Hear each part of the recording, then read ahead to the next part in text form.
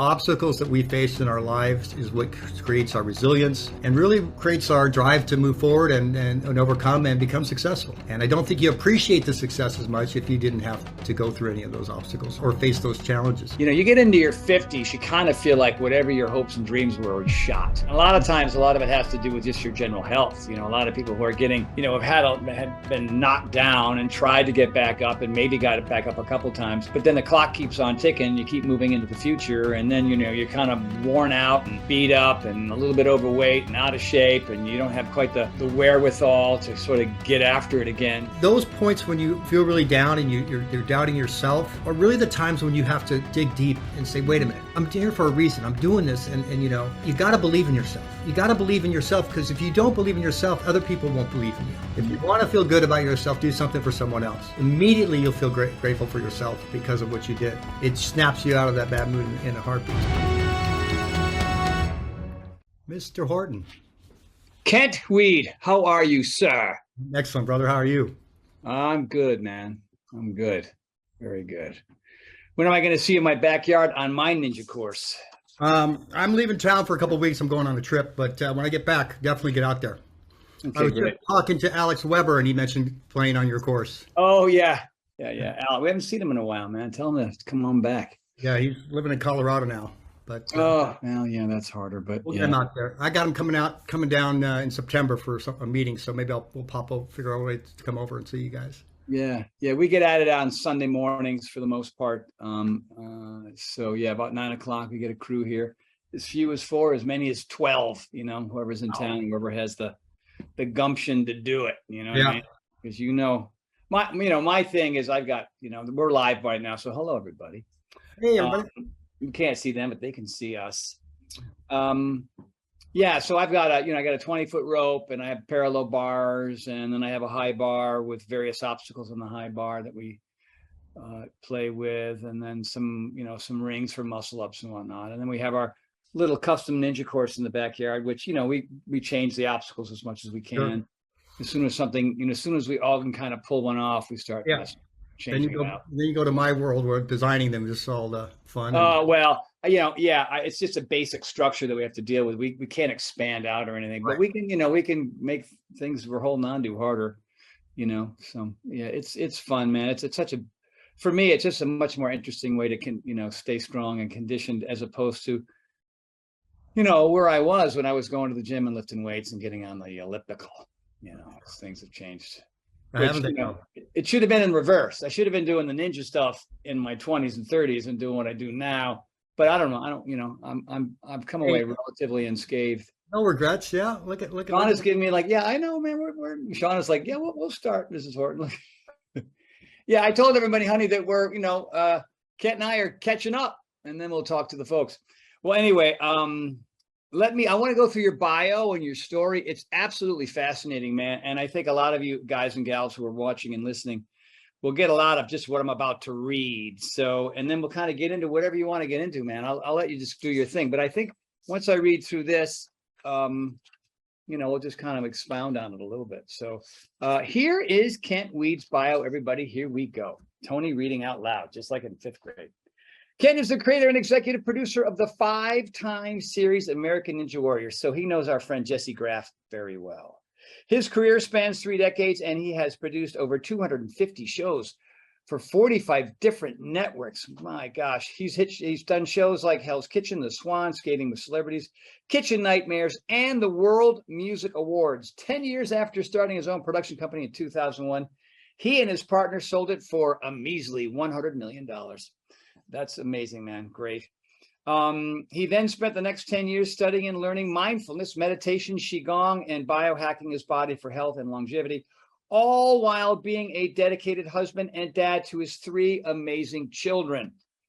He launched liveyourpurpose.com in 2020 to share his story and help others. In December of 2021, he debuted his meditation and mindfulness course, Taming Your Monkey Mind. Oh my God, that's my old yoga coach used to talk about the monkey jumping from limb to limb, especially in a yoga class, to help people who struggle with stress, anxiety, and sleep. He is also a mindvalley.com master trainer and who gives trainings on becoming extraordinary. So that's only part of the story. I've got more. Sit back, kids. Tell me if this is wrong, but I think we did some pretty good research here. What you don't know about Ken is that he started out from the bottom to make the way to his top. That sounds very familiar, trust me. His road, like many other his road, like most of the top, was full of obstacles, adversity, loss, hardship, and failure. People assumed that he had an easy rise to the top. But when we pull back the curtain, we all face obstacles, even our mentors, our heroes, and people whom we admire. They fail and fall down and get back up. Now, I think we're going to be learning about how to overcome our obstacles today, just like Kent did with his American Ninja Warrior, where competitors attempt to complete a series of obstacle courses of increasing difficulty. Except our obstacles are life obstacles: divorce, alcohol abuse, drug addiction, debt, failed relationships, unhappy marriages, health issues, and death. Adversity can be a virtue and vital to success, and you can not have success without failure. That is for sure. Sometimes you have to jump. It's not until you take uncomfortable action that doors will open and never, and you'll, I don't know, I guess I didn't type this very well. And when you never dreamed of, or were even there, learn how to begin to have a life of purpose and shape your daily routine to include gratitude and service, wellness, success, and more. Well, there you have it. Good God. A mouthful.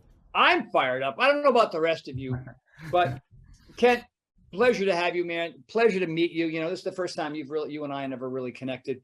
You and I have some mutual friends, people we both admire. And so it's really exciting to have you here. I really appreciate it a lot. So the way we do this here, I'm going to put up the little thing here so I can see the questions off to the right. So it's kind of, it's more of a conversation than a lecture, but yeah. I would say, as you start talking, different kind of things will pop into my head. And then we look to the right here on the screen, we'll see some things that people might want to ask you as well. So Kent Weed, my friend, superhero of the future, take it away, my man. Well, listen, thank you, Tony, so much. It's such a pleasure to be here, and I feel very humbled to be here in your presence. You are one of my mentors. I mean, and going way back, over a decade ago, it was your P90X that really helped, get me motivated to get back in shape. And to this day, I still do your ab program, and it's the best 60 minutes you can spend in a day. So.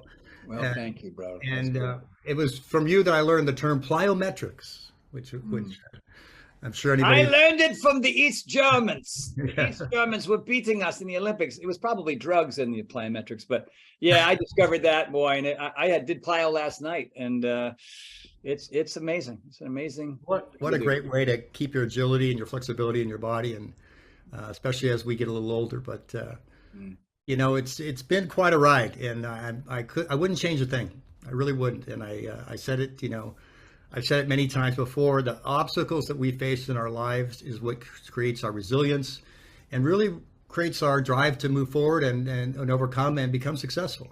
And I don't think you appreciate the success as much if you didn't have to go through any of those obstacles or or face those challenges. Mm-hmm. So it's been interesting, and it's been there's been lots. It's like a roller coaster, and like I said, or like you read it, when people just read your bio, and they see, oh, he's successful, producer, director, lots of shows, successful shows, Hell's Kitchen, Ninja Warrior, all these successes, and they sold their company, and they think it's just like this, it's just like a nice steady rise to the top, and it's not that way. And I think anybody will tell you that's made that journey is it's fraught with tons of ups and downs.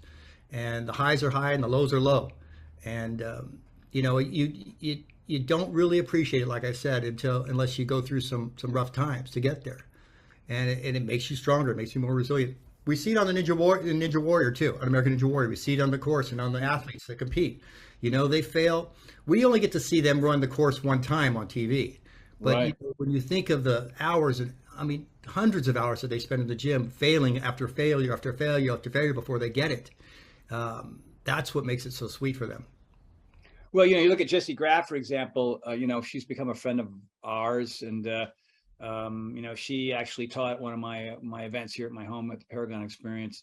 And, I've been to her home. I don't know if you know, I mean, you've probably seen her videos on how she trains. Her whole house is a gym. I mean, you go through the front door and it starts at the front door. It's everywhere. And she's in there all the time. And, as successful as she has been, she's also, like you said, has had some major issues and failed on television. You know what I mean? She severely injured both of her shoulders on one of her attempts. You know what I mean? And so, and that's what's really cool about, I think, what our conversation is going to be about today is, far too many people, and you would think that, because you and I have been through this probably a lot, very similarly, is that, people don't see the downtime. They don't see the falls. They don't see the failures.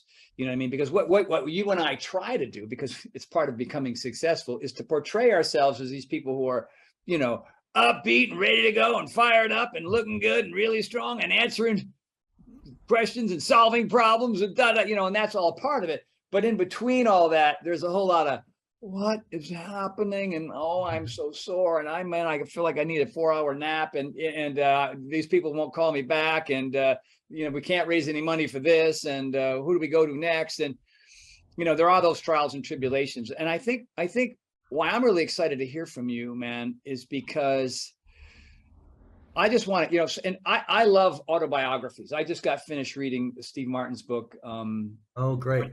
Born Standing Up. I don't know if you've read that book or not. Yeah. But it's spectacular. You see Steve Martin, he had huge stadiums, and he kind of had this comedy career, and then he had this movie career.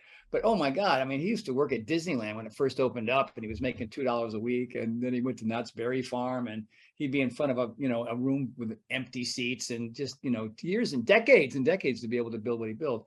And it's just really fascinating. And a lot of people, especially all my fan base, because, I wear my heart on my sleeve for the most part. They know I'm not perfect by any means. They know that even a simple plyo workout is about the last thing on God's earth I want to do, but I do it anyway. And sometimes I have to do it half-assed just to get through it. But you know what I mean? I got torn right biceps. I got a shattered knee. I got a broken tib fib. I've been knocked out a bunch of times. I have, funky range of motion and funky tilted hips and all these things that I have to deal with physically. And I have just as many, kind of mental and emotional stuff based on not only, what I've gone through in the last 20 years, but a lot of what I had to deal with as a kid, with a speech impediment and a lot of alcoholism in the family and all the different things. And that's everybody. But what I'm excited to hear you say is how you overcame. What were some of those things along the way that were those obstacles that maybe early on you're like, I don't know what to do. But then somewhere, for me, these are all personal development books. I didn't have mentors and coaches and teachers. I had, asshole coaches. I had a father that wasn't around 5 days a week, and I had my mom and 2 sisters around. So I had to go to books to be able to kind of figure out a new way to be able to, and especially the speech impediment thing, that really slowed me down for a bunch of years. So if you don't mind, what were some of the things early on that you ran into that really got in your way?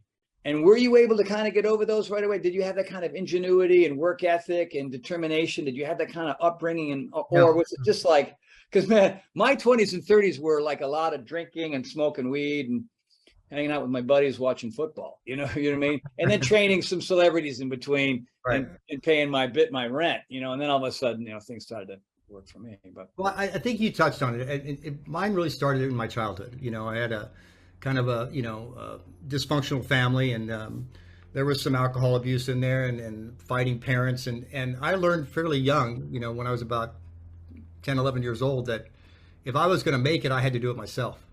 And when you're faced with adversity, you have 2 choices. You can be resilient, or you can just succumb to it and just give up.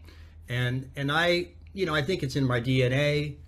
I remember my dad telling me something when I was a kid, that, no matter what you do, always do your best. And that kind of stuck with me. I don't care if you're a ditch digger, just be the best ditch digger, And so when I worked at McDonald's at 16, I was the best burger flipper, and I took that to heart. So, but I think facing that adversity at a young age is where it all started. And that's what gave me the foundation for all the obstacles that I would face later, to no matter how far I went, I would be able to come back out of it. And, when I was I didn't know what I wanted to do. I was going to be a doctor when I got out of high school, and I didn't want to go to school for 9 more years. Even though I had a scholarship, I decided I wanted to do what I loved, which was surfing. So I surfed for 2 years, and then kind of found my way. And I got into television after I had a bad accident. I hurt my ankle real bad on a motorcycle, and so I couldn't surf. And so I got a job and started working. And I started working at the bottom. Started working at the bottom as a PA, a guy that gets coffee and makes Xerox copies and you did. I had that gig. Yeah, and I learned to get close to these producers by like washing their cars on the weekend and doing odd jobs. Like, I could fix your jacuzzi. I had no idea how to do it, but I knew I could figure it out. And just anything I could do to kind of endear myself with these guys. And I worked my way up really quick. I had a good work ethic, like my dad had taught me. And but along with that initial early success in my early 20s came, the lifestyle of television, especially back in the 80s, in the late 80s. It was, a lot of drinking, a lot of drugs, and I got sucked into all that.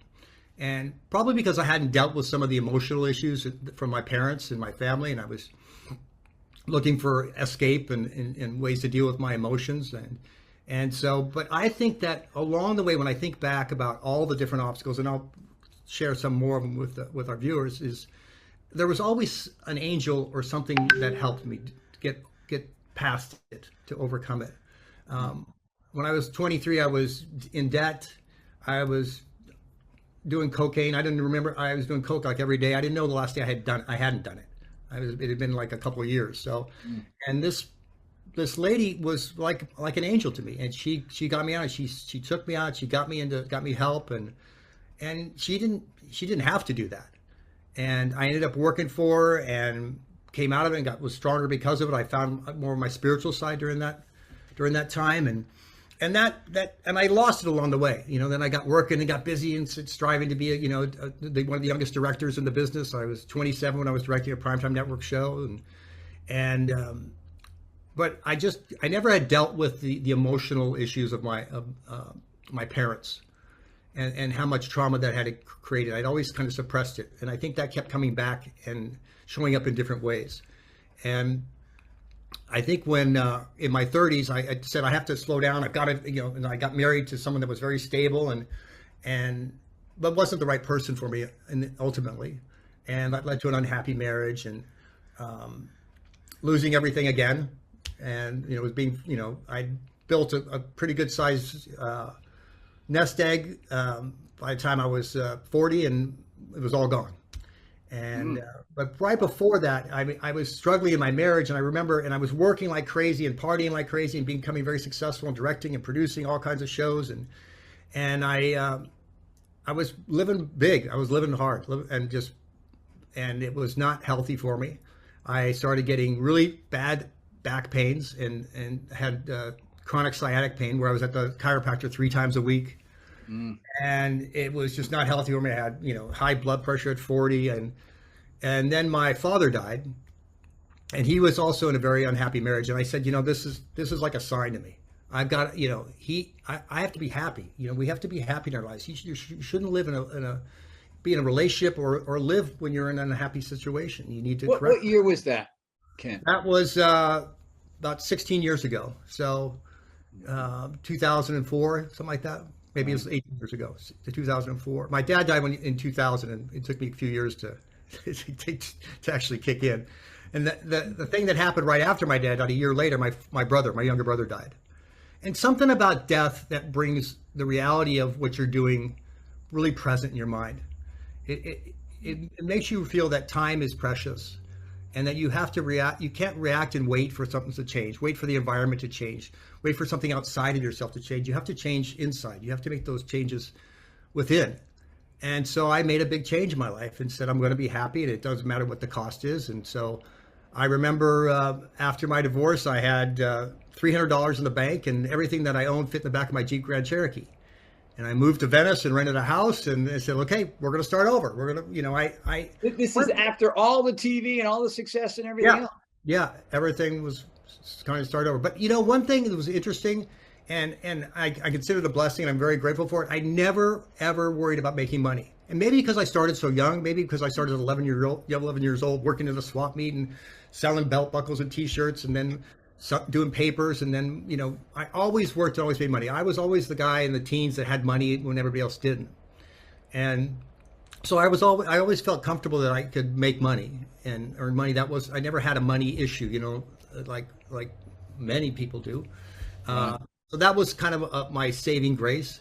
But I also had this kind of not kill valve. I guess like it's like a shut off valve. It's like before I reached the very, very, very bottom, before I reached the point of no return, whether it was drugs or alcohol, I would always be able to catch myself and save myself. And I pushed the limit.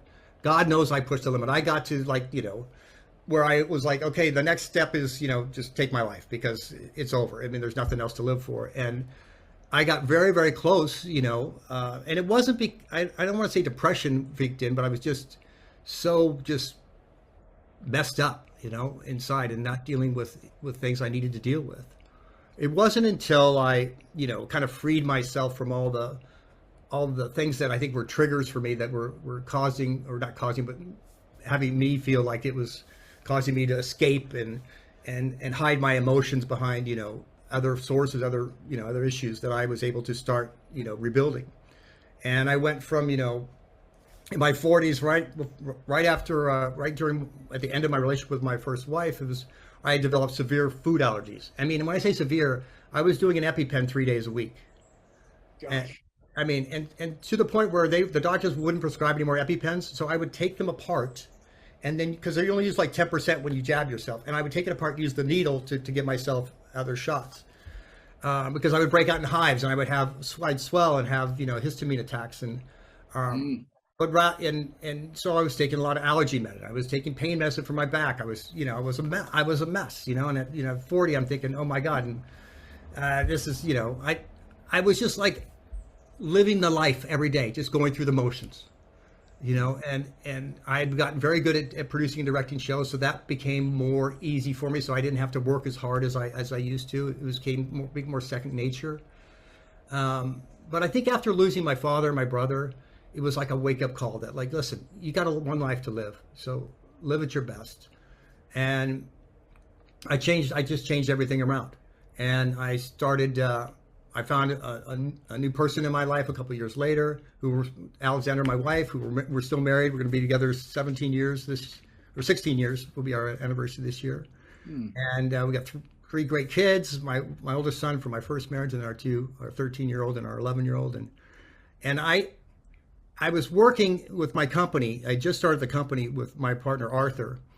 And we became very successful. When we started the company and I feel like I'm rambling. I'm sorry, Tony. No, this is brilliant. But I feel back in 2000 when we started the company, we each had $25,000 we put in the bank, and the accountant said, "Okay, let's go."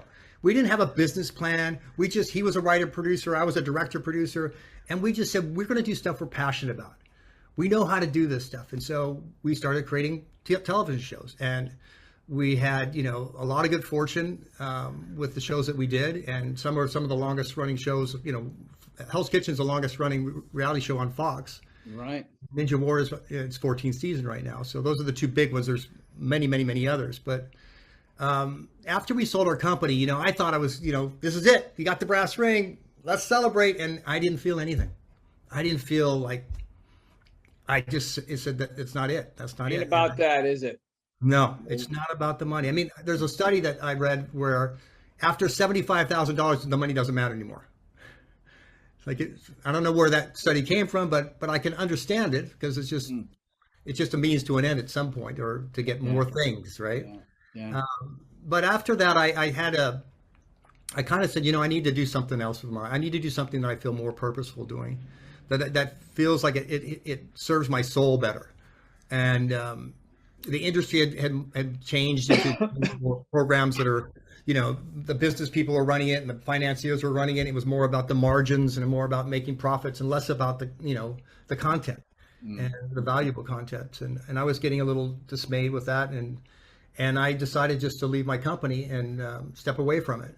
And there were two decisions I made in my life where everybody told me I was a fool, that you shouldn't do it, that don't do this. One was divorcing my first wife, which was the best thing that I could have done for her and me. It really was. And I have a belief that, we may not always be meant to be with the same person forever. I think sometimes we're meant to be on this earth to help someone at a certain time through a certain phase. And then once we've served our purpose, then it's time to move on. I don't adhere to the cultural belief and the society's belief about, you get married forever and ever, and that's what it is. I don't think it's that simple.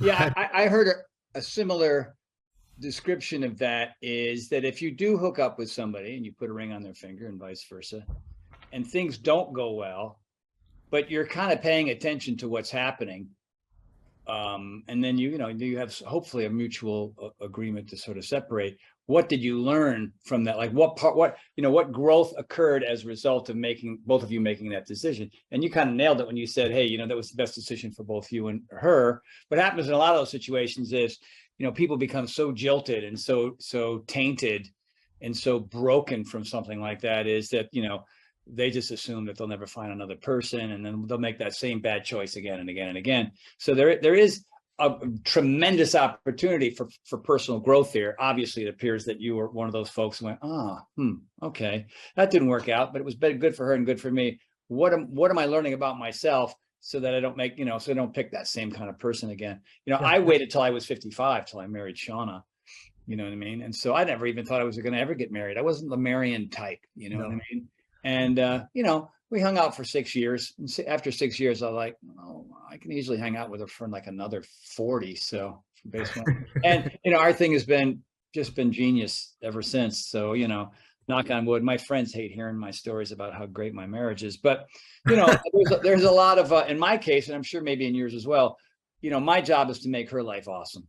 That's just my job. And that's that. I want to do that. It's not like, I got to do this and I got to do that because I have to appease what she needs. And you know what I mean? It's not like I fight that kind of behavior tooth and nail. I just know what makes her happy. I know what makes her smile. I know what makes her laugh.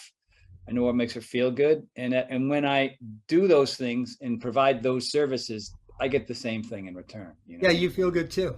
I just did a thing about this on a podcast where we were talking about how to get out of this bad mood when you're caught in a bad mood and you can't get this stress out of your head. I said the best thing you can do is do something for someone else.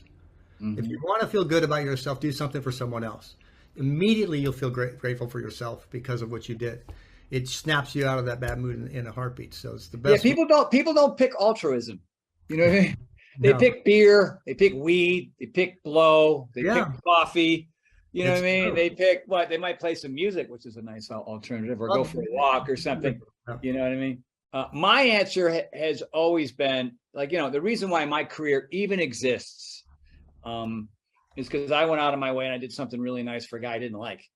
Because I read it one of these books. It was probably Richard Carlson's book, The Magic Lamp, or something. There used to be these little lessons at the end, and one of them was, today's lesson is find somebody who you don't necessarily get along with, or somebody you've had a lot of conflict with, and just blow their mind and do something really wonderful for them. It was like, Jesus, I don't even have enough energy to do nice things for people I like. But I thought, okay, and then have no expectations. I mean, he said 0. I mean, they might look at you with so much skepticism that they'll even be more upset with you because they think you're up to something. And I did, and I offered this guy a workout. And I didn't like him at all, and then because he was struggling with his weight. I used to play basketball with this guy, and then he said, "Man, don't you train Tom Petty and Billy Idol and all these rockers?" I said, "Yeah." I didn't even know he knew that. And then he showed up at my house the following Monday, and I trained him every Monday, Wednesday, Friday for years after that. But he introduced me to Carl Deichel, the CEO of Beachbody, and then, I was doing stand up, and I was, this is post PA at 20th Century Fox. And, I was doing all that, every other odd job that I could. And, I had this little fitness business driving all over town to train rockers and celebrities and stuff, which was kind of cool. But, you could only be in one place at a time. And when you're going from Malibu to Century City, that's a lot of drive time. Right. And what's the most you could charge? Like I was charging $115 per, you know what I mean? This is back in the 80s. And, but yeah, I was still broke because I was spending every penny I had on things I didn't need. But yeah, that was it for me. That was doing the stand up, doing the improv, going out, taking acting lessons and whatnot, getting comfortable in front of a camera or in front of a teleprompter or whatnot. And then, then he introduced me to this guy who said, "Hey, you want to do a workout?" And we did Power 90. And I did pretty well. Let's do this other thing. let's call it P90X. Boom. Bada bing, yeah. Yeah. That's beautiful. Well, that's the wonderful thing about, when you never know where it's going to come from. It's just living in this unknown, expectation that, expect the unexpected. Instead of trying to plan your whole life out, instead of trying to, and wonder, well, how am I going to do this? And where's it going to come from? It's like, you know what? Just think about it, vision what you want to have in your life, and don't worry about the how always. There is some logistics that always go into these things. Right. But I remember, when I was a young director and I was doing a project called Countdown at the Neon Armadillo. It was for Disney. It was shot in Florida. It was like a weekly country countdown with dancers doing, little 30-second snippets of the music countdowns. And the network executive just didn't like me. And she did everything she could to show how much she didn't like me. And I remember, going home at night and crying in the mirror, like, what am I doing? What am I doing? And this is like, I knew, I didn't have enough confidence at that time to believe in myself because I was listening too much to what she was saying, even though her agenda had nothing to do with my talent or my skill. I found out later her agenda was that she had a friend who happened to be a director of Monday Night Football that always wanted to do, music stuff. And so she was trying to get him in there. This is a famous guy. I'm not going to say his name, but, and it was very funny because when he showed up on set one day to observe, I said, I'd always want to do Monday Night Football. Why don't we just trade? Why don't you do this and I'll go do Monday Night Football. We'll take a couple of weeks and then we'll go back to what we did best. And but I remember that was, those points when you feel really down and you're doubting yourself are really the times when you have to dig deep and say, wait a minute, I'm here for a reason. I'm doing this, and you got to believe in yourself. You got to believe in yourself because if you don't believe in yourself, other people won't believe in you. And that's really, one of the keys to helping that I really attribute to my success and how I was able to make it through times like that. And there were other times. I remember I was doing the World Music Awards, and I was directing the World Music Awards for the first 3 years. This is back in the late 90s. World Music Awards is like the Grammys for international. Right. It was on ABC every year. It was shot in Monte Carlo with Prince Albert and wow, Stephanie and Caroline and all the royal family. And so we fly to Monaco and we shoot this show. And the producers at the time were very cavalier about the whole thing. They thought it was a big joke, and they were like, kind of just phoning it in. Wow. And after the second year that I directed, the network wanted to make changes. And the producers went in and said, we need a new director. We need a new director. And I got wind of this. And so I set my own meeting with the network and I said, you don't need a new director. You need a new producer. And I said, what you need is for me to produce the show as well as direct it. And then you'll have someone that's passionate about what they're doing and not someone that's going to phone it in and it's just another gig. And it worked. I don't know how it worked, but somehow I convinced him. You asked for what you wanted, my brother. That's why it worked. Yeah, brilliant. I ended up producing and directing the next 5 years and got to work with amazing, some of the most biggest artists of history, everybody from, from Michael Jackson to P. Diddy to Shania Twain to Shakira to Enya to, the list goes on and on and on.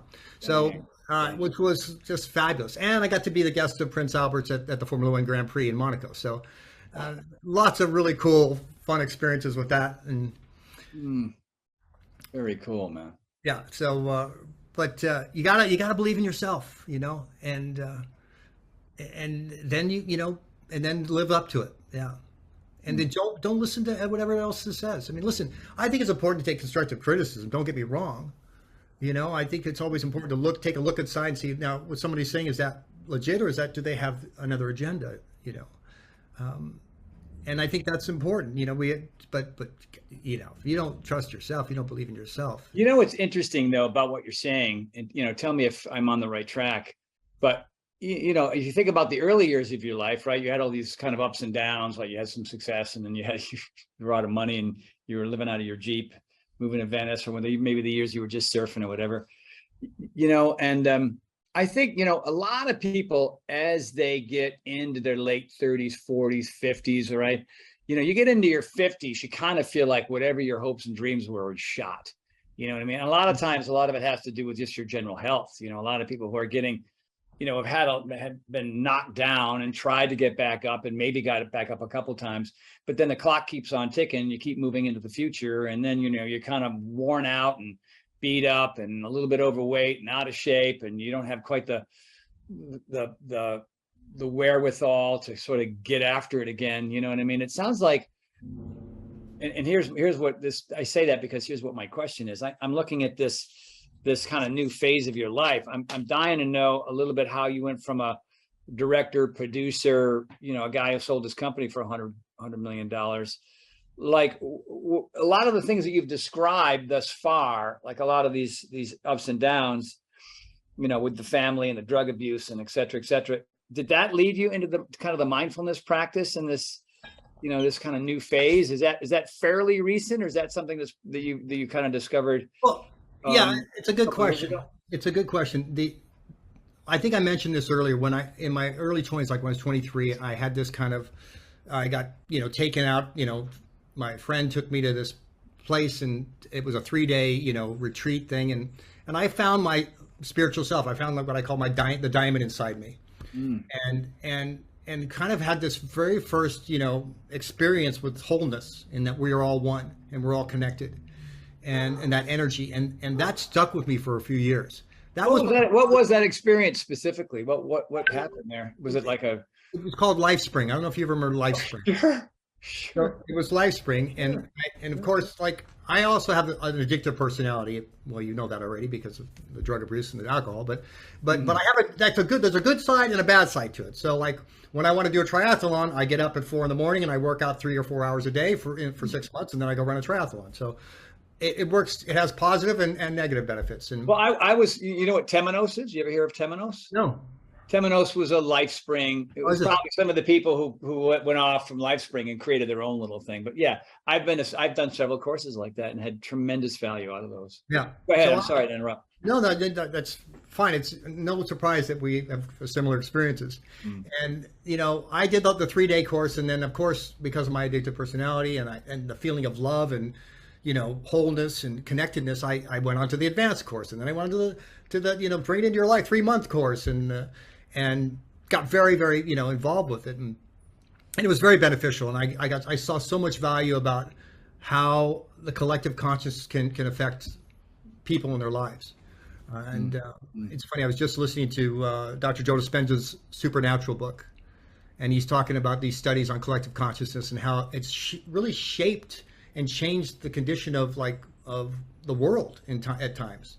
But it's a fascinating book about our consciousness and what we're able to achieve on a cellular level. You know, there's science that backs this up now, which I think is fascinating. You know, it's not just the foo-foo-y stuff that we hear from, you know, China and ancient Egypt, you know, 3,000, 4,000 years ago. So it actually has some science-based, you know. Well, Gary, you know Gary Zukav and all. Yes. Remember? Yeah, I read. You know, I met Gary and did some retreats with him up north, and, you know, out in the woods and everything else, sleeping in tents. And yeah, I was big into Gary Zukav, The Artist's Way. I don't know if you ever read The Artist's Way. I did the course. Of course, yeah. Yep, me too, man. You did your daily 3 pages and that whole bit. Like, I would just write birds, shoes, tux, hair. I'm trying to see. I think I have that book around here somewhere. Right.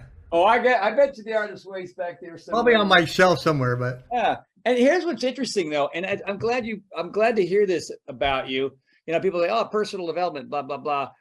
You know, a lot of self-help is what we used to call it back in the early days. You know, but personal development seems like a slightly more sophisticated way to describe it.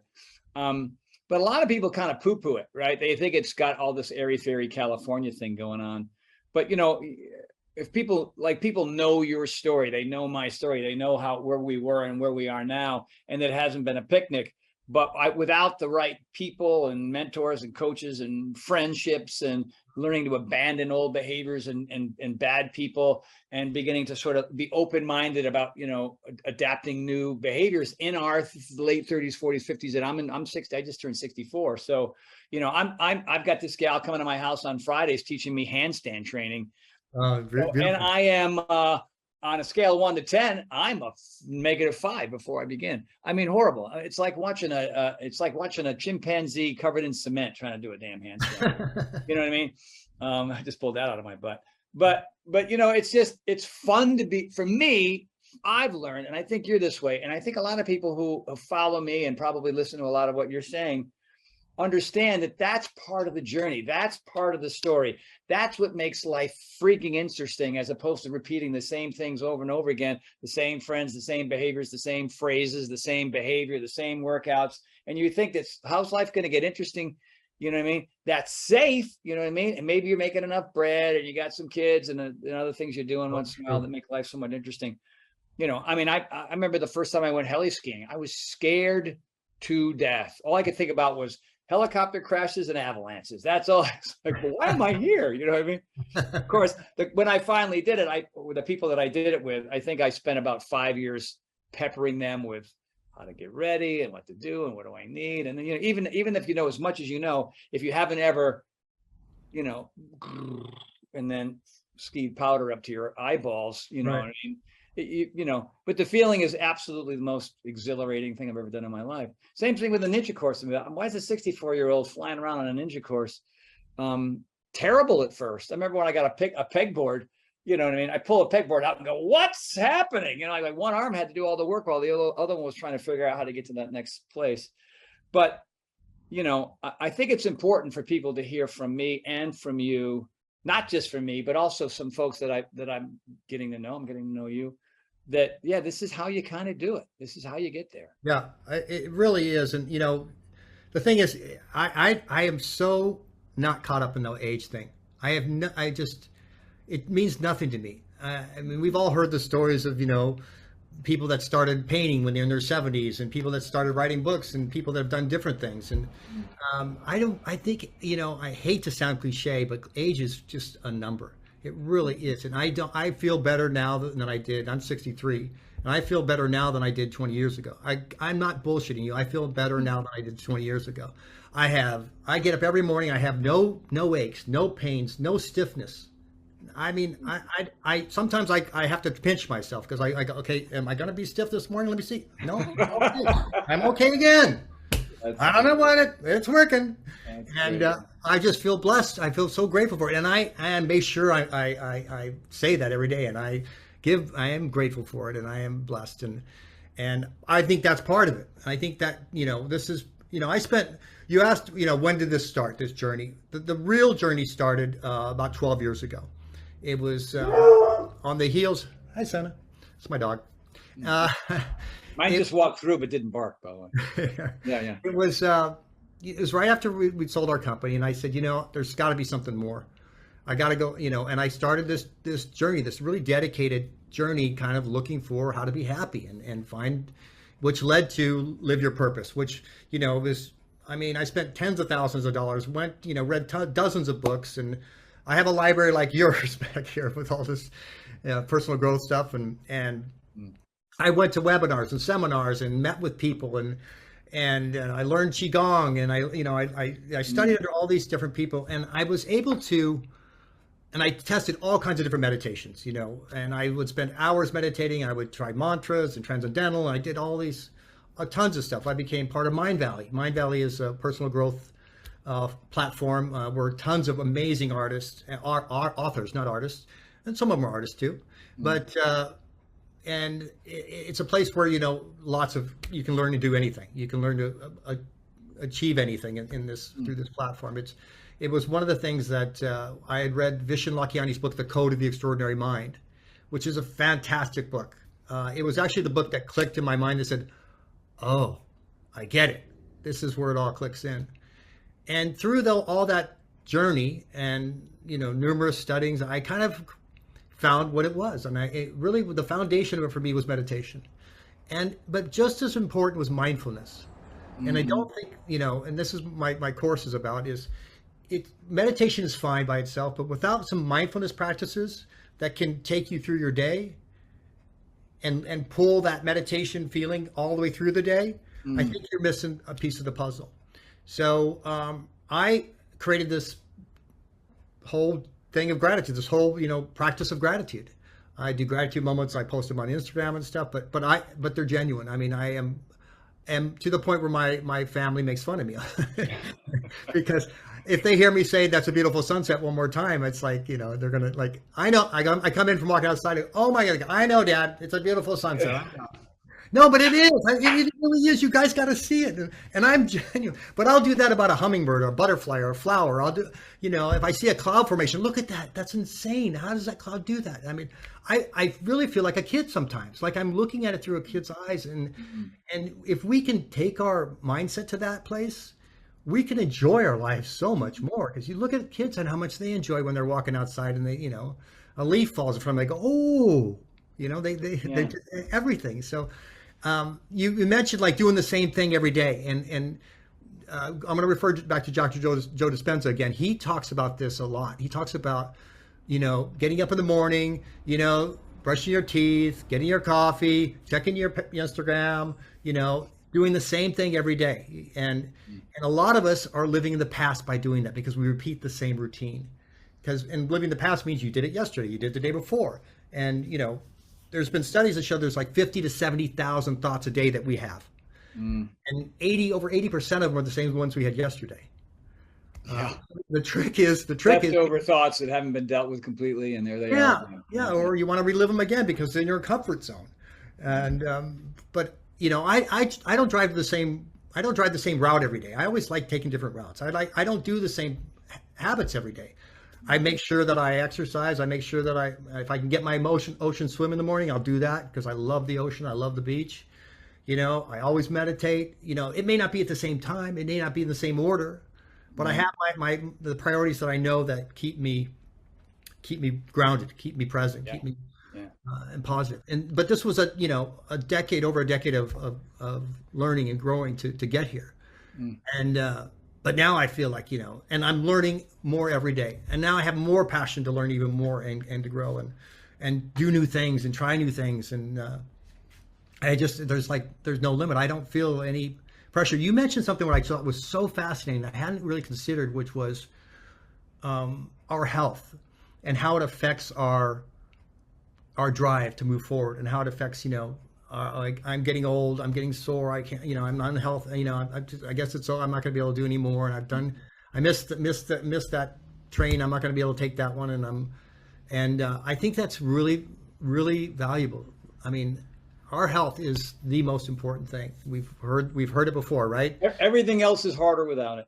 Yeah, we've Everything else is and hard. I mean, most people to spend be their life. innovative, yeah, to Yeah, be innovative, and I mean, that's how I always thought that what we put in our mouths and how we move our bodies and how well and consistent we do those two things are the foundation of who we are, because a sound and decent physical state affects the mental and emotional state, because the physical releases norepinephrine and dopamine and serotonin and brain derived neurotropic factor and all these different chemicals absolutely. inside the temporal lobe that, I mean, we try to cheat there with the coffee and the booze and the Coke and the alcohol, right? But those are temporary dumps. And then the brain is just deprived of it afterward because it's not really, we're using sources outside of ourselves to try to get there Yep. temporarily, as opposed to, like this morning, did I want to get up and do 24 sets of chest and back and pull-ups and push-ups, decline with my feet up in the air and freaking full range of motion and guys yelling at me, making fun of me, or me making fun of them? I mean, I always bring the right people over. So we had 4 of us in there this morning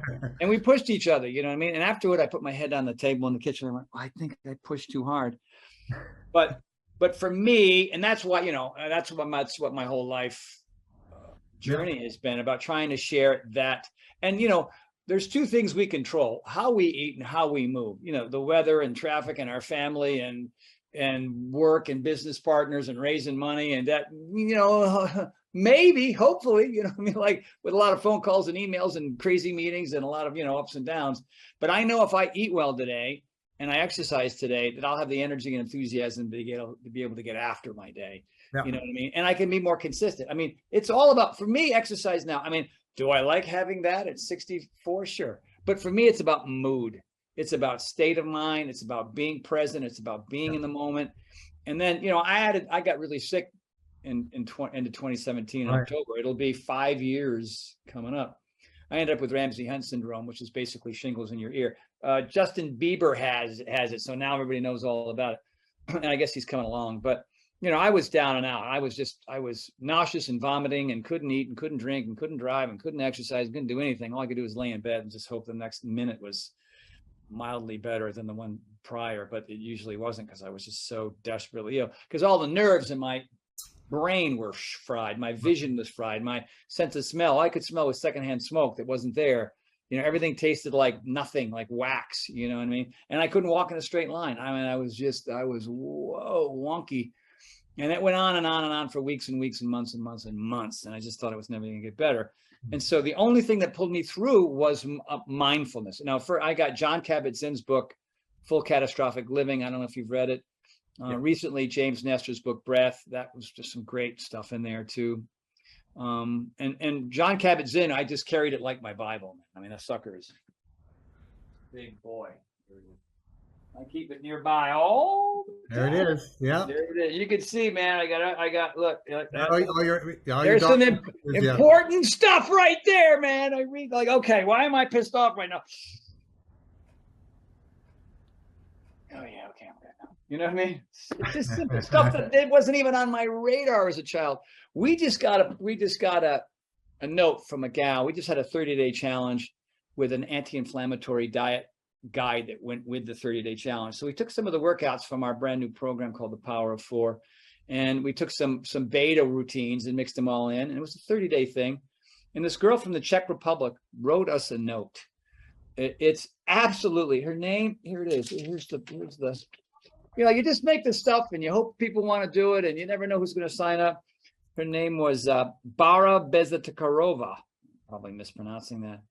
That little 30-day thing completely re-altered her life. She was so stressed out from her job. She was not exercising regularly. She had done P90X, but she got away because she got a new job, and she was so stressed out. After noon, all she did was vomit. She just would eat and vomit. She couldn't keep the food down. And, you know, I mean, and she said it was the mindfulness and the meditation that she had never really practiced before. I mean, a lot of people use prayer, and prayer is great. And if that's something that kind of helps you, you know, find your you know, moment of as Bugs Bunny would say, Western relaxation, great. But you know, there's a mindful, like I always tell people, what are your 10 mindfulness practices? Meditation's one of them. What are the other 9? You know what I mean? And I mean, for me, I just crank up the tunes. You know what I mean? That just settles me. Or I go for a walk. Or I have a dog, Charlie, who I just put him in my face and I just get on the floor with him. You know what I mean? And I go out and take pictures of flowers. I'm just like you, dude. I mean, like I'll cry at the silliest shit, you know. And I just got back from Jackson Hole. I just took more photos of. I want to run, and half the run was stopping and taking pictures of cows and taking pictures of elks and taking pictures of wild sunflowers on the trip. You know what I mean? My heart rate was like up and it was way down. But who cares? It's like, you know, I've got to run 5.5 miles and I've got to have 9.5-minute miles, and I'm going to ignore all this fucking beauty on either side of me. And there's the Grand Tetons over there. No, man. I'm going to stop and I'm going to be in the moment. And it's just like one of the best days ever, just going on that run, not expecting wild elk in a field next to me. No. It's just spectacular. And it's really cool that you have, after everything you've been through, that, you know, here you and I here, you're 63, I'm 64, and this is part of our journey now. I'd like to know how you wake up with no aches and pains day after day. I haven't mastered that one yet. So I have to go through my little yoga protocol in the morning that gets me there. But I'll share that. Part of my the same time I was doing my journey for finding happiness and, you know, creating purpose, finding purpose in my life, and which ultimately became to be of service to people. That's where I ended up with. But I was also studying biohacking at the same time.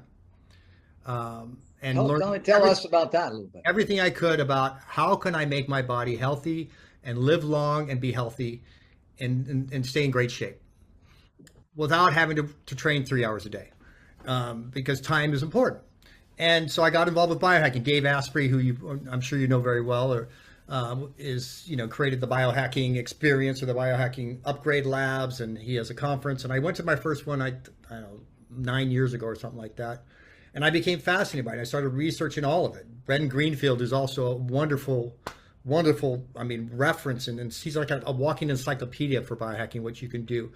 Everything from the types of exercises you do to the food you eat to all the bells and whistles, all the toys, everything from a vibe plate to infrared saunas to cryotherapy to beamer mats to Healy to, there's a myriad of things. I've done HOCAT. I've been my own personal guinea pig. And then I've just taken the ones that work best for me and implemented in my daily routine in my life. So I also did my stem cells 6 years ago. I had my stem cells taken out via adipose, which is like, if anybody knows what that about is, stem cells are the cells that rejuvenate your body, rejuvenate your body, and repair areas that need repair. Great for curing inflammation. And I had a torn meniscus in my knee. I think I did a snowboarding or something, and I didn't want to do surgery. And I had heard about stem cells, and then I went to Florida and met with the leading stem cell biologist, Dr. Kristen Camella, and I got my stem cells taken out. And it's like liposuction. Now, I'm not a heavy guy, so there's not a lot of lipo back here. So it hurt. It's like I wasn't doing it to lose weight, They're like stabbing me and like I need to stab a little. Nothing back here. Yeah, like, but I used the stem cells with PRP, which is platelet-rich plasma. People know about. Sure, I've had that jammed in my knees a couple of times. Yeah, sure. So I put it in my knee, and then did it 3 times over 6 months, and my meniscus was healed. No surgery, and that's what led me to then create a practice of doing it once every 6 months. I get it; it's stored in a cryo bank in Florida, and they ship me they're my own stem cells, so I can use them, and they ship them to me, and I put them in. I just did it today, as a matter of fact. I was up in LA getting it done today. So it's preventative, it's prophylactic, it's preventive maintenance for me. It's all maintenance. So I'm of the belief that if you do preventive maintenance, then you don't have to do repair. If you could stay ahead of the game. So that's what I'm about, is staying ahead of the game. So it includes a healthy diet. It includes, I take lots of supplements to make sure I get my blood panels done twice a year to make sure all my levels are good. And that's so important for us to notice that. And I think it keeps me healthy and strong. And with all the other stuff I said, I probably should write a list of this stuff. I'm planning to write a book on this, by the way. This is like the book I'm going to start in the fall. And that would be amazing. You got a heck of a story program, because I kind of take it for granted, but I don't know anybody else that can really say that. I say it like, but I'm not bullshitting. It's like, it really is. It's really true. And I kind of have to like, is it real? I have to like, am I dreaming? And I'm incredibly grateful for it. But I think it's all the practices I've done over the last decade to get here and to maintain it and prevent it and keep it in check. Awesome. It's funny because of this. There's this, like I mentioned, there's this gal that comes here on Fridays now, and she was a friend, and we just did a workout series with her. Her and her husband were in the workout series. It's 8 workouts. It's over the course of 30 days, and it launches the beginning of next month. So that's really exciting, and it's tough stuff. I mean, it's really, she's a former gymnast, cheerleader, like she was the captain of the cheerleading team, and also a CrossFit. She was a CrossFit star, and she's just, this girl is jacked, you know what I mean? But she's also very, very flexible. Her whole thing is about being long and strong, you know what I mean? So the range of motion and flexibility is as or more critical than the actual strength. And that's where I kind of fall short. I mean, I have my fairly regular yoga practice, and I can get through any kind of a hatha flow with relative ease. But, to be able to get those arms, because of a couple of injuries and stuff, it's harder for me to straighten my arms. Sure. And you got to be like that to do a handstand properly. I'm like that when I do it, right? So just working on that, a lot of core work, a lot of hip flexor work, a lot of shoulder mobility. I mean, we spend a ton of time doing very different, very unusual upper body mobility type stuff to be able to even get in that right position. That in conjunction with the mindfulness, with the yoga, with the yeah, the mindfulness and the yoga and the routine I did with her, because, you know, today was all pull-ups and push-ups and bench pressing and lat pulls, you know what I mean? So they're not, you know, if you're going to do one, then you've definitely got to work really hard on the other, because one's going to kind of overwhelm the other one. Yeah. So, Your upper body. Yeah. It's funny, you know, there's one thing that you said earlier about the two things that, you know, you could control. And I think there's a third thing, which is how we control our emotions. yeah, here too. Yeah. And I say that because, you know, stress is, you know, one of the leading causes of, you know, illness in our society today. And I don't really think people really believe strong enough how stress really affects their health. You know, there's a common phrase called, you know, it creates dis-ease in our bodies, and our bodies are meant to be in ease. So you know, one of the things that my program does, Taming Your Monkey Mind, is to get rid of stress in your life. I don't have stress in my life, and it's because it's a choice. You know, I was up in LA getting my stem cells done today, and there was an accident on the 405 coming down, and it said it was going to take me 3 hours to get here, which would have made me here right about now. And I didn't stress at all about it. I just said, you know what? I'll figure it out. If either it'll clear up, it'll happen, or I'll pull over to the side of the road and I'll do it wherever it is. Rather than, you know, the old me would have been like, oh no, how am I going to do this? And wait, maybe I have to cancel it, you know, but I don't even entertain that. That never even crossed my mind, because I don't let it. And my program, this is one of the things I really stressed in my program, was like to help people with the same kind of problems that I faced. You know, so you don't have your brain, your monkey mind running away on its own, creating its own reality. It's like, we need to take control of it, you know? And same thing with emotions. We can control our emotions. The negative emotions, the negative thoughts that create the beliefs and emotions that we feel, we can manage. And we have the ability to do that. And that will help you be healthier right away. Dealing with those emotions. And a lot of people carry around, you know, emotional pain from their childhood and from previous relationships. And that baggage is creating disease in them, or dis-ease. Yeah. I mean, you know, people don't realize it, but they're beginning to now, is that stress has a lot to do with different kinds of cancers. Obviously, there's behavior, there's environment, and there's genetics. But there's also the stress that's all locked up inside of people that's just creating that disease. Alzheimer's, Parkinson's, you know, myriad of different kinds of cancer have a lot to do with why people get sick when they think it's just bad luck. You know what I mean? No, I believe in my heart that my dad died of cancer, and I believe he got cancer because he didn't want to leave his wife. That he just, you know what, rather than you face this, I'm just going to create this illness in my body. Now, consciously, no, of course not. No, who would ever do that, right? But I believe we manifest disease in our body to deal with undealt with emotions, and that's just one of my personal. And people will probably not like me for saying that, but there might be some dispute there from folks. But yeah, I'm with you. I mean, like, you know, you're right. You have a choice. How do you want to go through life? What's interesting, though, and I think that you've gotten to this point in your life, based on what I've heard you say so far, is you're not afraid to be okay with what's actually happening. And you're really good, I think, at finding ways to deal with it, or to kind of convey to others, hey, like, you know, technically you shouldn't be here on this conversation, but you just said, like, hey, I'll just call Tony and say, sorry, traffic 405, you know how it is, you live in LA. We'll have to reschedule. Boom. As opposed to, you know, the thing, which which is kind of a Tony Horton thing. You know what I mean? I grew up in a house of rage. Yeah. There was a lot of rage and racism and bigotry and just, you know, all that kind of a me against you. I remember having a conversation with my dad, and he was going on and on about somebody that he works with.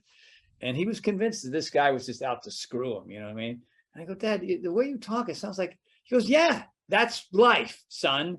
They're out to screw you, and you got to screw them first. It's like, oh, geez, that don't seem right to me, man. I don't know, Dad. You know what I mean? Thanks for the pep talk, Dad. Well, yeah. I'm going to go a different route. And, but still, you know, that's sort of those genetics kind of rise up once in a while. But, you know, I'm still a work in progress. I'm not even close to perfect, not by any means. You know what I mean? Well, that's the beautiful thing, is we always get a chance to grow, and, you know, and it's just taking the first step to do it. You know, you just never give up. You know, Yeah. no good static in what you're doing, and yeah, don't be static. You know, Einstein said it. You know, a body in motion tends to stay in motion. A body at rest tends to stay in rest. And Hmm. I'm going to be moving for a long time. Yeah, I get that sense, man. I get that sense. What I want to do is, I don't see anything on our little chat over there. Maybe they're waiting.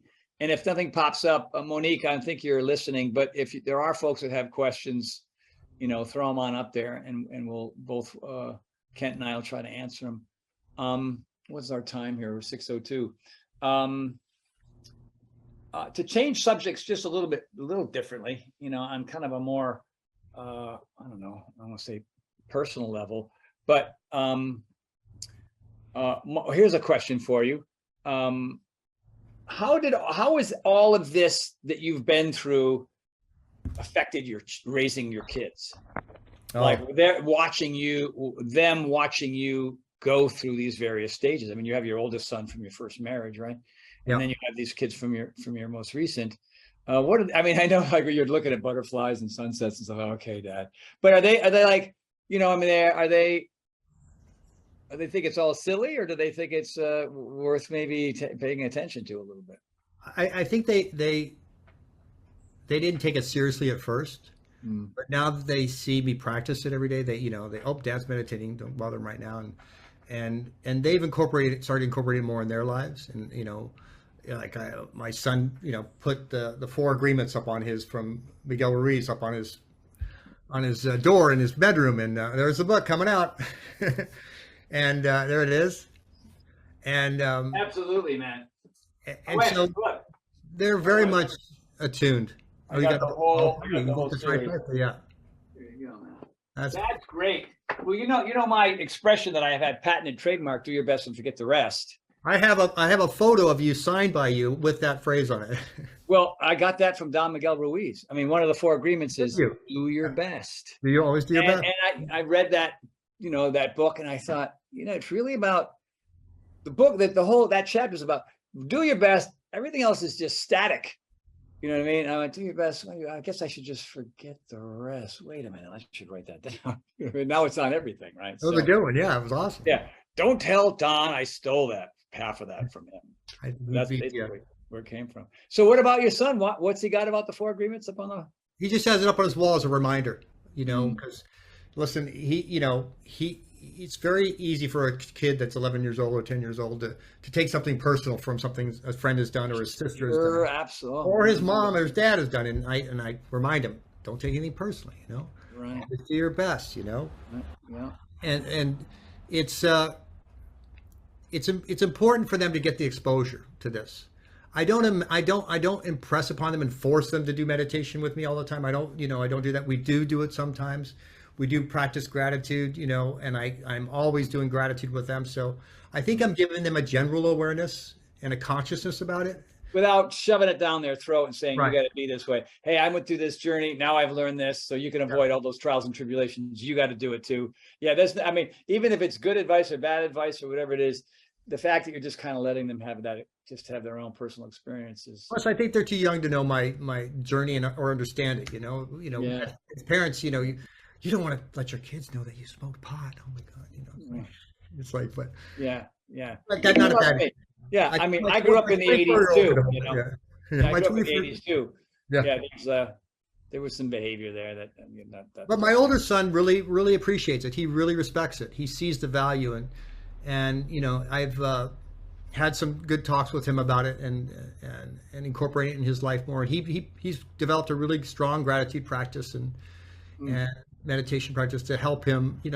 I think a lot of kids at his age, a lot of men his age, young 20s, are, they're struggling right now. They're finding themselves figuring out what to do and stuff like that. The structure that was around in our lifetime. Okay, you're going to do this. You're going to go to college. You're going to get this, and you're going to do that.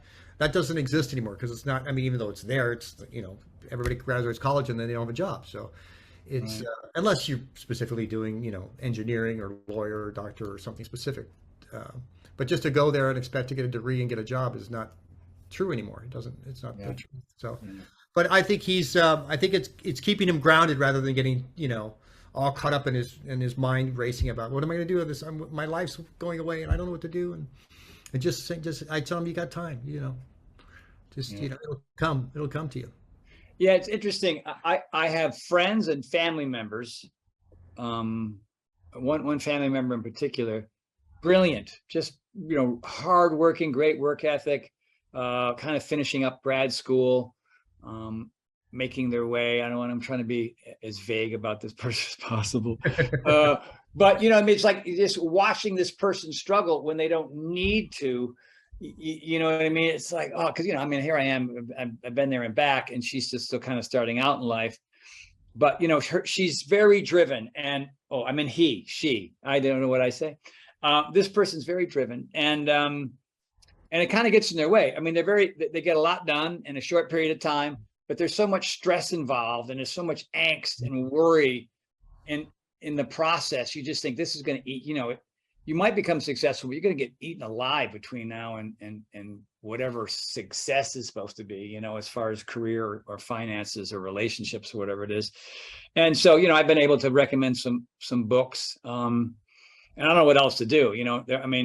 This person's parents are there trying to do the best they can as well, but it's just tough sometimes looking from the outside, looking in and watching somebody. We just go like, listening to you and kind of what your practice is and how your mindfulness practice is so strong and meditation is a critical part of your life. Something I sure for hell you weren't doing in your 20s, none of it. No. It's too bad to watch young kids just beat themselves up. And you hope that at some point, that they're not so genetically wired a certain way that they don't kind of go, oh, this is what I got. Oh, I'm in the traffic. I'm just going to roll with it, man. You know what I mean? You know what I mean? Without having to need to smoke some weed to get there. They can just do it naturally by just simply some box breathing or some other kind of, that's true. Kind of mindfulness practice. So, yeah. I think there's a lot of need for people being conscious of mental health, especially in teens and 20s right now, and I think meditation and mindfulness is a key way to get them through that tough time, and get through the depression and the not knowing what's coming next, and not even not knowing what's coming, not worrying about it. You said it earlier. It's about acceptance and surrender. Accepting and surrendering to the moment, to whatever it is. Because all the worrying in the world, and I've said this a million times to my kids, and my daughter used to be afraid of things like spiders and stuff, and I said all the worrying is not going to change the outcome. You can worry about a spider, dropping down on you. I go, the more you worry about that spider dropping out of the tree and landing on your head, the more chance it's going to happen. You're putting the energy out there for it to happen. So if you just didn't pay attention to it, and you just let it go, that spider wouldn't even exist in your world. And I've gotten her around that. She's gotten much better about spiders and stuff like that. But I think there's a lot of need for that today in today's society. And the meditation that I created for taming your monkey mind is made for people that were busy lives, because everybody complains, I don't have enough time, and so it's 10 minutes, but it packs in everything in that 10 minutes, all the benefits that you would get if you spent an hour doing it. And it was purposely done that way because I wanted to have the benefits of, all the elements of the mindfulness and meditation practice that you would get in a long meditation, but done in a very succinct manner, but also done for people that are younger, in their teens and 20s, that don't have as long an attention span either, and get distracted more easily because, they're digital natives, right? They grew up in a totally different age than we did. And their programmed attention span is smaller than ours was. Just because of the nature of growing up in a digital world, most people in that age communicate via cell phone first. They all texting with emojis. Like I was like, what do you even say? Before they meet each other, that's how they meet. That's how they introduce themselves, and then they'll follow it up with. So I wanted to have something that would capture their attention, keep their attention for as long as it needed to be. So. But that's the next phase. The meditation has only been out for like 8 months. So the next phase is to introduce it to younger groups and get it out there. It's interesting. And this is an issue that I have with trying to get people healthy and fit, and healthy and fit has everything to do with happiness and laughter. I think there's Oh, just, humor was always a huge part of my life, because with the speech impediment that I had, the first thing I started doing was pantomime. Like, I was doing the thing and the whole bit and the glass box, because I didn't have to speak, right? So I go out in the street and I do my little mime routines. As I got older, I had to do mime in the, at the Santa Monica Pier or in Westwood at UCLA, because I needed money to eat. You know what I mean? My speech impediment was still kind of an issue, but I kind of overcome it. But one of the things that I wanted to say to you is, it's interesting. You learn these things and you want to disseminate these things to folks who can get so much value out of them. Same thing with me, is that the issue is like, I'm wondering if you find what is for you the magic equation of leading a horse to water. Like, you're like, okay, you got, first they got to ask. The worst kind of advice to give is the kind that's never been asked for in the first place, because your best intentions are received with resentment. You know what I mean? Like, that's a phrase that's just, what? Yep. I've learned that a long time ago. So, hey, Tony, my mom is overweight and saying, well, is she looking for help? Is she reaching out? Is she going to you? Is she seeing it out? No, she's fighting me tooth and nail. You're screwed, man. You don't have a shot. She ain't ready. She ain't you. It's like you learn the word Packerman-Damnick, and you're expecting that she's gonna know what it means when you use it in a sentence. Nope. You know what I mean? So my biggest thing is, how do you make it interesting or palatable, or you're like with me. If you ever done P90X or everything, my whole thing was humor. Like, back up like a pterodactyl and don't smash your face and do, what I mean? My whole thing was, I know still there aren't a whole lot of trainers that have a certain amount of, and that's just comedy and improv and acting classes. And I like exercising as much as I like eating shards of glass. It's not my favorite thing in the world to do by any means, but I don't love it, but I love the benefits to the point where I have to do it. And working out alone, I was in Jackson Hole, Shauna was doing her thing, and I was doing mine, dragging myself to the gym and going in there and, and being in a gym atmosphere again. It wasn't easy for me. So what, my solution there is bring the phone, crank the Zeppelin, you know what I mean? And that got me through the workouts.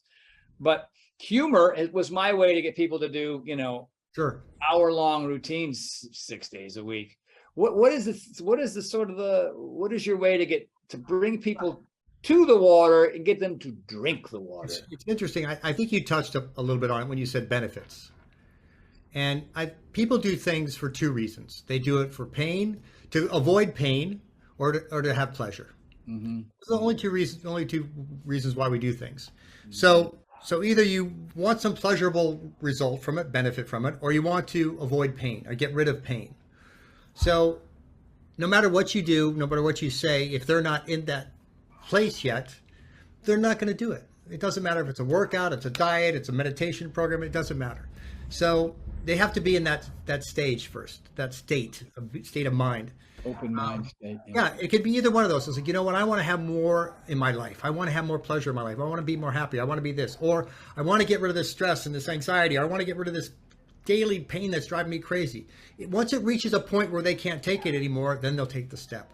Right. Once they feel, it has to reach a certain level before people will take the step. Nobody does anything out of just curiosity. Oh, I want to see how this diet works out. I'm just curious. I never tried a paleo diet. I wonder how it's going to be.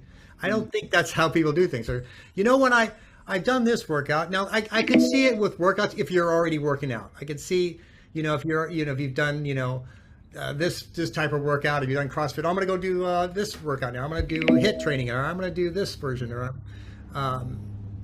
I think that I could see, switching, but I don't think it's starting from scratch. Starting from scratch, especially if you've gotten older. I know people that, whenever there's a big event, a wedding coming up, a vacation or something like that, people get up and go to the gym, right? Mm-hmm. I got to get in shape because I got to look good in a bikini or a bathing suit. But people don't do that about their mindfulness and their well-being. Mm-hmm. Before I go on a vacation, I got to make sure that I'm emotionally ready to go on this vacation. I make sure I have a good, happy time. No, I'm going to bring my baggage with me.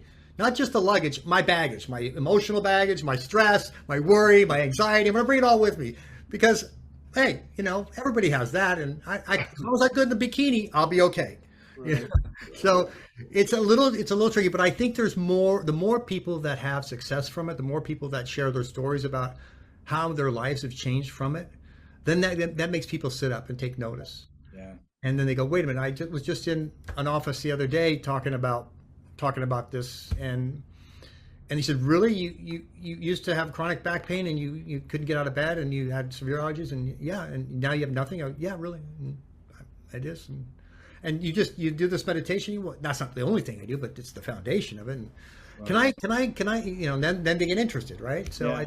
it's Right. just getting it out there and showing people the benefits, the results, right? The Right. results, and one of the people that just saw a testimonial from one of the guys that took my course, and he hadn't had a good night's sleep in 10 years. Mm. And after 1 week, and this is a 6 weeks module course, he wrote me, he said, I don't know how to say this, but I had the best night of sleep I've had in 10 years. And that's when you feel good. You just, like, when you hear somebody Yeah. that loses a ton of weight, or Doesn't seem like much, but it's kind of everything. it You is, know, it's kind of everything. you're making a difference in someone's life, and Yeah. Yeah. whether it's 100 or a million. I mean, it does. It's just, it's all, you're helping someone, and that's. You know what's interesting too is, and maybe this is, this was certainly an issue pre-pandemic, but it's certainly an issue, now. There's a lot more people with a lot more stress, a lot more anxiety, and a lot more fear in general. I mean, they're like, okay, Bear, we got to that. What do we got? Monkeypox now, and then that's spreading, and they're like, oh my God, they're running out of vaccine for that. You figured they were, you know what I mean? So people get so worked up, about the everyday to day Yep. kind of craziness on this planet. The one, and that leads me to saying this, and we'll get to some of our questions, which is some interesting ones here, is I've noticed that the percentage of people out there who are kind of looking for solutions in their life, who are open-minded, who are realistic, Yeah. who are honest with themselves, who know the difference between reality and fantasy, because you don't have to look very far to see there's segments of our population who I don't know what they're thinking or where they come up with this stuff, but they ain't in the real world. There's a whole lot of folks that are using pills and potions and some bad intel, and they've got their minds so twisted into some, whether it has to do with their health or their diet or their politics or their relationships or whatever. And those folks, they're so far away from the water. They don't even know, they don't want to, they're looking for, I don't know. That's the hardest thing. And those people are in our lives, and they're at work, and they're our neighbors, and it's creating, a lot of, Or family. in our family. Yeah. I mean, I know a gal who married this guy, and they were madly in love. And then the pandemic hit, and the politics kind of kicked in, and it was the pandemic and politics that destroyed their marriage. You know what I mean? Because one was like, what?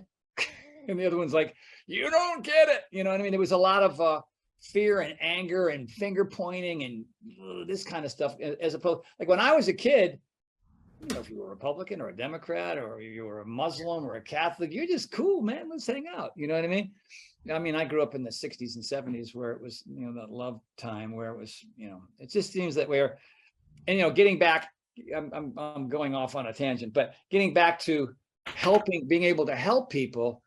A lot of folks are they don't want to know anything. They don't want to know. They just want to beg, borrow. They want to beg, borrow, and steal their way to short-term. I kind of look at it from this point of view, which is, they're not there yet. And I don't. And they might I never don't get there. Fault them. I don't fault them. I kind of feel like, they're just in a different place in their life, or the different place of consciousness. This is not. Yeah. They're not. That's not where they're at. And I have compassion for them. I don't fault them for believing what they believe. Most people form their beliefs based on input and data, right? So Totally, yeah. you sit at home and watch the news every day, you're going to form a different belief than I am. Yeah. Because it's going to be force fed the narrative that the news media wants you to have. Yeah. And that's going to direct you in a certain path, but I don't feel that gives you all the story, the whole picture. No. So, I have a lot of close friends that have very strong feelings about the vaccine one way or the other, and one on both sides, both vehemently, like would go to war over each other's side. Yeah. And it's like, and I don't fault either one. They believe it for whatever they believe. And I'm like, I don't engage them. I don't like why? What's the use? Yeah. Yeah. Not like Abraham Hicks says, I don't care. Right. Yeah. I don't care because I care about being compassionate. I care about, living, being happy, and, and engaging you in some rhetoric about, what you believe in is not advancing either one of us. Right. And there are so many other topics that we have in common. So let's go there instead. Yeah, exactly. And here's what I'm noticing too, in regards to just that whole thing, is that people on either side of that issue are, I'm noticing this, at least with the people that because there was early on, there was so much fear and panic about it. And, there was, like you said, people on either side of that issue. But now that we're kind of, I don't know if we're through it completely. I mean, the gal that I was supposed to teach my class tomorrow got COVID, vaccinated and boosted, doesn't feel so good. So, I don't know, whatever. I just know that in certain circumstances, I'm going to behave a certain way to protect myself. And if you do or you don't, I don't care anymore, man. You be you and I'll be me. And I'm noticing in general with a lot of the family and friends and people that I know in work situations, it's not even a topic anymore. It just kind of isn't, because there was so much stress and strain about it. And everybody's kind of put down their weapons and just said, hey, let's go on with life and see what we can create and see how we can laugh and see how we can have some dinner together and go to the movies. Yeah. And it's gotten back to that. And maybe that's not, that's going to happen in different people's lives at a different pace, but I'm just glad to know. I don't want to be the last guy in the room that starts stomping my feet about how it should be. And I just know it was one of the best times for me and my family. We made the best of it. We did more things together than we'd ever done. We took advantage of it. We didn't hunker down and hide. We built ping pong tables. We grew a garden. We traveled on car to Utah. We just had a great year and a half, and where we made the best of it and did family walks and ate more meals together than we'd ever eaten. And so I think it's all about perspective, right?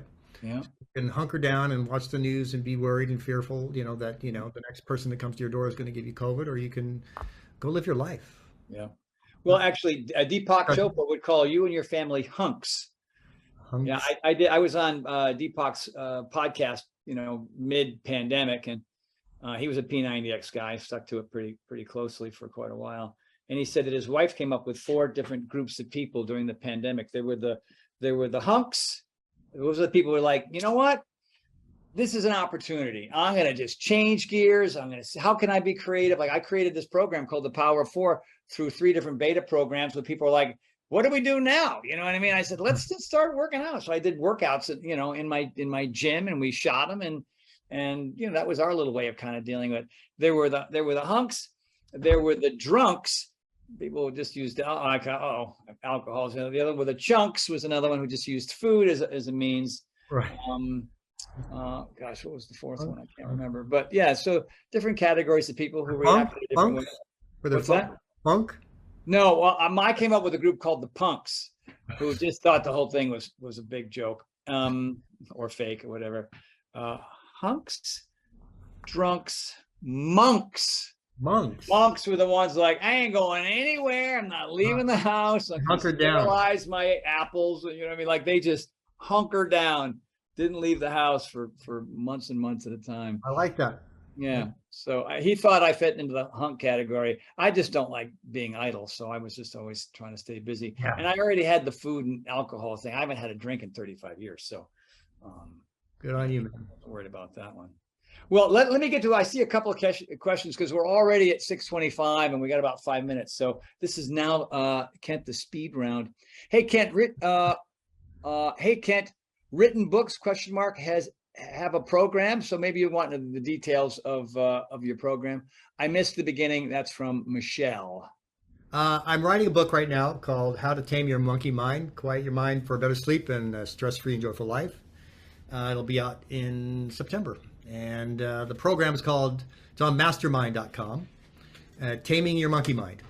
And the book is loosely about the program, So the program's contained in the book, but it's more about my story of overcoming obstacles and discovering, the secret to joy and happiness. Is that are you producing or directing anymore, or is this I am. Yeah, I still work on American Ninja Warrior, still executive produce American Ninja Warrior and Hell's Kitchen. And then I'm developing some other projects. One with the Ball family, LeVar Ball. Do you know LeVar Ball? know the name? Lonzo Ball and Jello Ball. So the Oh, Balls. the ball players. Yeah, Triple B. Yeah. Are you already doing a little doc about the family, or We're working on a project, today. I'm not exactly how it's going to. Such a fascinating. Yeah, those kids are so skilled, and their dad is a real character, man. A really amazing group of people. Yeah. And then I've got a couple other projects I'm working on developing right now. Now, did you know Ryan Vance? No. Back in the day? Ryan Vance was with American Ninja Warrior like the very first season. I think he was a line producer or something. Yeah. He worked at Tonal. I'm on Tonal now. I don't know if you're familiar with Tonal, but Tonal's a piece of fitness equipment. He was very, very, very involved in the early startup days. No, I don't remember Ryan. Yeah. Here's the next one. What specific steps do you take to prevent non-cope with anxiety and stress? From Dan. I'm going to say that's Dan Barkey. I see Dan B there. Well, it's kind of a habit forming. So I've kind of created this habit where it's second nature for me, and it did start with meditation, and dealing with just being aware of your thoughts, being conscious of your thoughts in the moment. There are on my website liveyourpurpose.com, LIVEUR purpose.com. There's some tips on how to deal with stress that are spelled out right on the website there, and under the blogs, under the insights, which can give you some more specific answers. And I just did a whole podcast on this on Sunday on my Live Your Purpose Facebook group about this. Specific things that you can do to change your mood, get you out of stress, get you out of anxiety in 5 minutes or less. And there's the 12 tips that are on there. Music, like Tony mentioned a couple times, is one of them. Playing your favorite music, and deep breathing, breath work, Tony talked about as well. Or those are a couple of them. Standing on your head, believe it or not, is one of them. So, but anything that takes you out of that mood. But I would refer you. That's the quickest way for you to get the information. All right, here's a question from me to you in regards to your meditation practices. So, I have body scan, I have box breathing, I have this thing called 3-part meditation where, which I usually do at my yoga retreats and whatnot. So they can be three different meditation types. Like one of them is just pure classic meditation. The other one is lying on your back, breathing kind of a different way. And then the last one is a 3-minute Om or a 5-minute Om. You know what I mean? Yeah. So like if you have do you have, like for me, box breathing is my go-to, like anytime, anywhere. And then I got another one out of the James Nestor book, which is 5.5 breathing. Box breathing, inhale for 4, hold for 4, exhale for 4, hold for 4, right? And I don't like, I'll do this for 5 minutes. I'll do it for 10 minutes. M. Scott Peck, The Road Less Traveled. I don't know if you ever gotten any of those books in the old days. He used to meditate for 90 minutes and pray for 90 minutes back to back every day. I don't know how he wrote like 40 books. I don't know how he had time. And meditation was listening to God, and praying was talking to God. And that was his thing. And I think to myself, give that to the kids today, who are texting with emojis. But what are your like sort of go-to meditation techniques where, like, for me, body scan is a hard one for me to lie there, and, take the light and energy and work all the way through and then right back up, or what it is. That's a great relaxing technique. That's a great relaxing technique. Yeah. The box breathing is also a great thing to relieve stress right away, because what you're doing is your meditation is all about focusing your attention, right?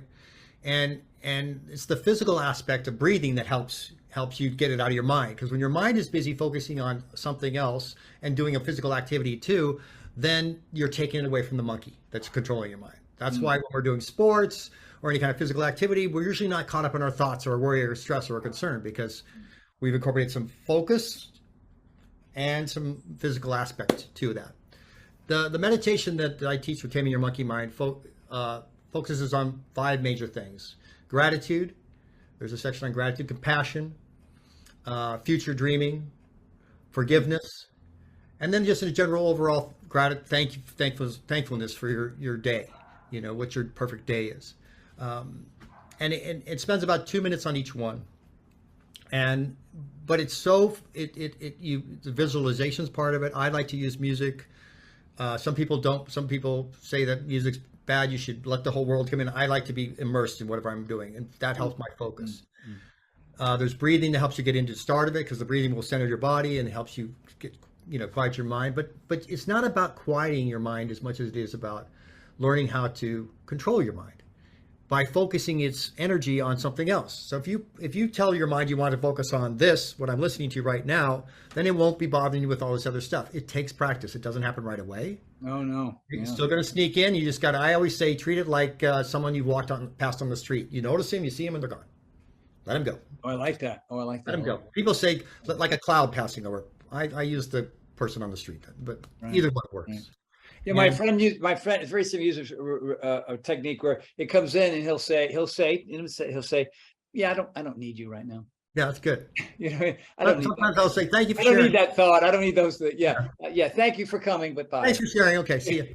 Right. Busy right now. What is something dreaming? What was one of the five? The future dreaming. What is future dreaming? Future dreaming is visualizing your future, the things that you want, your goals, your dreams, and seeing them as if they exist in your life now. Now, the key to all these 5 elements is feeling the emotion attached to them, because when you feel the emotion, it becomes an experience, and that becomes a memory, which gets drilled into your brain, starts creating new neural pathways, starts rewiring your brain, so that the more you do it, the more that brain gets rewired. The thing that I tell everybody that I noticed when I first created this and first started meditating is the difference between when you get triggered by something, someone says something to you or an email or something happens, and you react and get upset, and then you realize, oh, I shouldn't have said that. I shouldn't have reacted that way. 5 minutes later, Kent. Yeah. 10 minutes later, that distance gets shorter. You still may react in the beginning. You still may react, but then all of a sudden, like right after you react, you go, oh, I shouldn't have said that. You'll get to a point in your meditation where you'll see it. You'll be right there. And you'll go to react, but you'll catch yourself almost instantaneous. Then you get to this point where you're in front of it. Where before you react, you already know you're not going to react because you're ahead of it now. You kind of eclipsed that point. So that's where the meditation comes, where the habit comes to that. I don't even think about getting upset on in the traffic. That it's not an option to me because I accept and surrender what it is. So what do we do? Well, I can listen to this. I can do this. I got a phone call I can make. I can do this. You know what?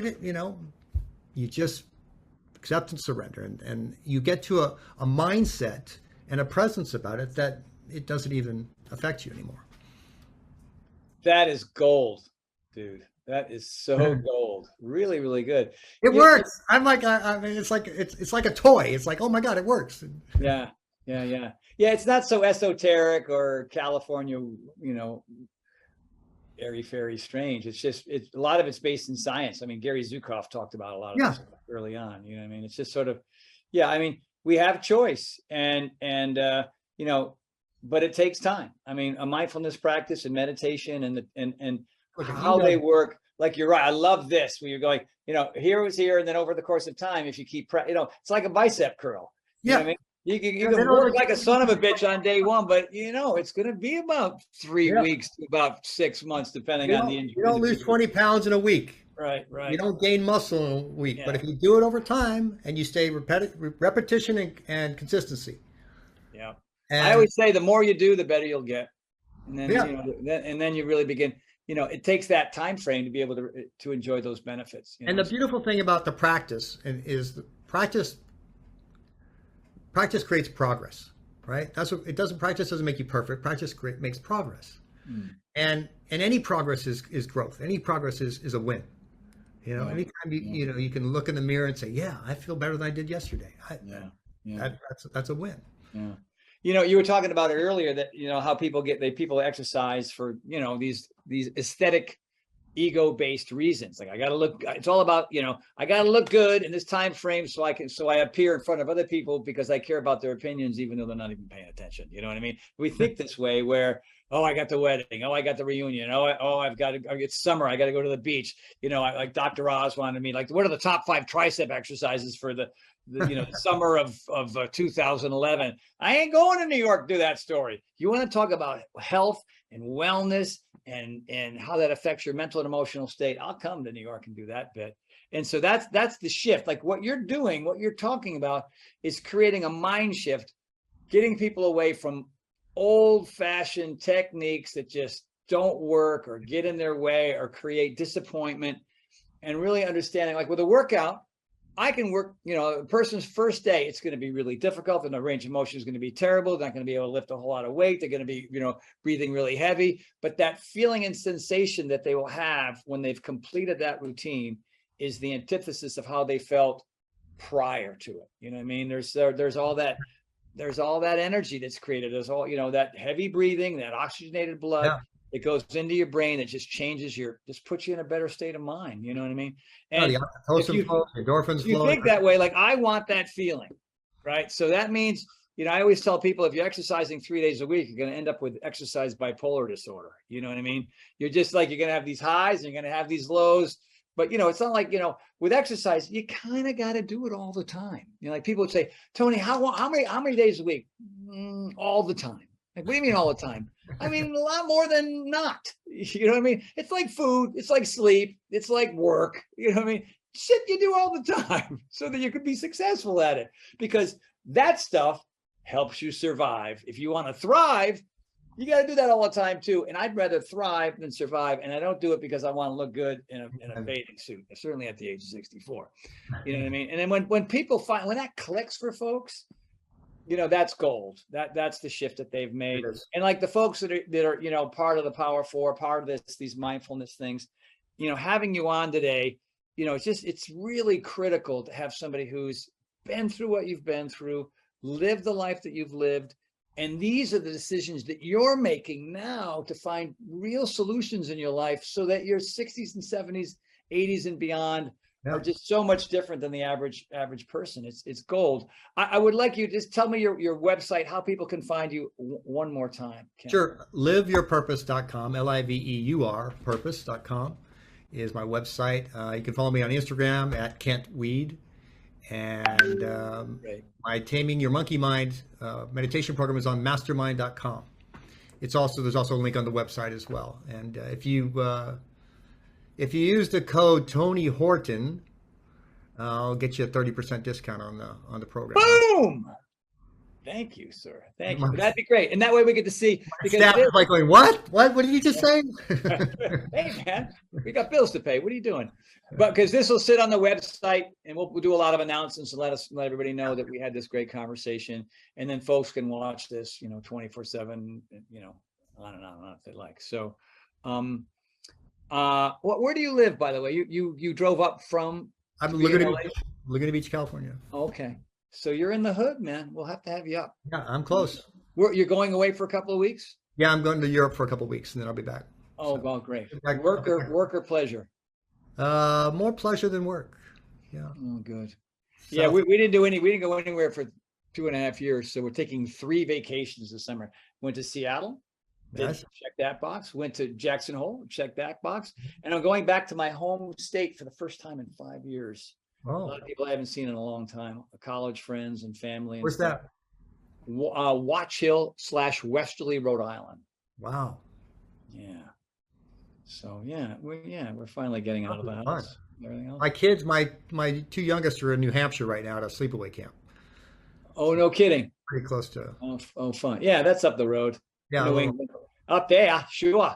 Yeah, having some pizza, drinking some vodka up there, talking the car. That's how all the folks speak up there. Thank you, Kent, so very much. Thank you, Tony. Really, I know you got a lot going on, and you're a busy dude, and I really appreciate you coming on and talking to me and disseminating all your knowledge and experience with these folks, and means a lot. Appreciate it. No, I appreciate you, man. Thank you so much. Such a pleasure. And when we're done, get into that Aberper X right away. Get in there. Yeah, I got you. 16 glorious. I'll touch your course when I get back in town. Okay. Yeah, absolutely. Yeah. Jump on the course and then we'll set you up with the power of 4. There's 24 new routines. There's a bunch of live ones on there. Some other great trainers, new jokes, old cast members, new cast members. Because people's like, where's P90X4? I don't work for Beachbody anymore. So we've made this thing called the Power of 4 based on exercise, nutrition, supplements, and of course, mindfulness. Those are the 4. And I think it'll be right in line with a lot of stuff you're doing. New fun routines. You'll be challenged. You'll dig it. So do your program, then my program, they'll be set. Boom. Happy go lucky, pain-free, super fit. Loving life every day. Every day. Hey, safe travels to Europe, my friend, and we'll hopefully see you when you get back. Thank you, everybody. Thank you. Bye. Bye, everybody. Ciao. Bye.